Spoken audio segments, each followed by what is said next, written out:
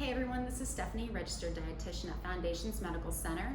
Do you have a bad relationship with dairy, or do you suspect that you might be sensitive?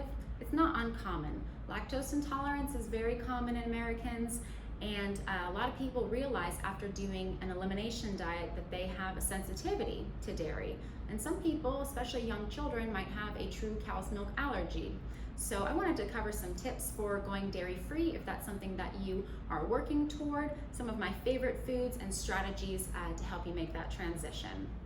The first thing I wanted to cover was non-dairy milks. Thankfully, there are a lot on the market, but the key thing to make sure when you're looking for a non-dairy milk is to make sure that it's fortified with the calcium and the vitamin D that cow's milk provides us. Now what I have here is Ripple brand pea milk. And what I like about this pea milk is that it has 8 grams of protein, just like cow's milk. I find that it's really great in sauces. This is a vanilla flavor, and I actually use that as a substitute coffee creamer. It has a little bit of fat in it, great mouthfeel.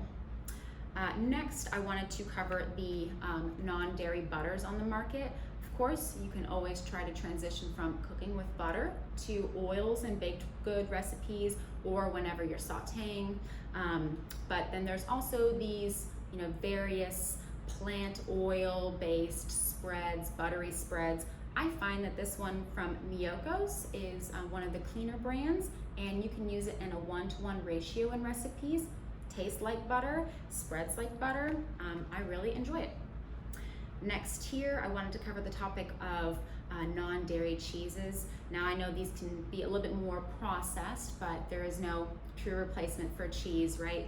If you are trying to find that craving and satisfy that craving, these can definitely help, especially for kiddos. Annie's and Daya make a really good non-dairy or vegan mac and cheese and cheese pizza.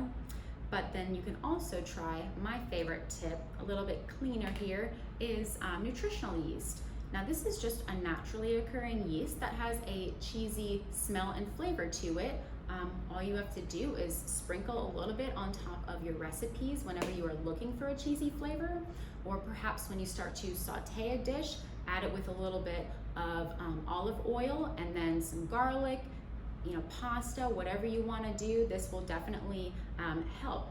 So if you see that at the store by Bragg's, that's a common brand, pick it up and give it a try. It's also very rich in vitamin B12, which is essential, very important for those who are transitioning to a more plant-based diet. I hope you found these tips to be helpful. Thanks for listening.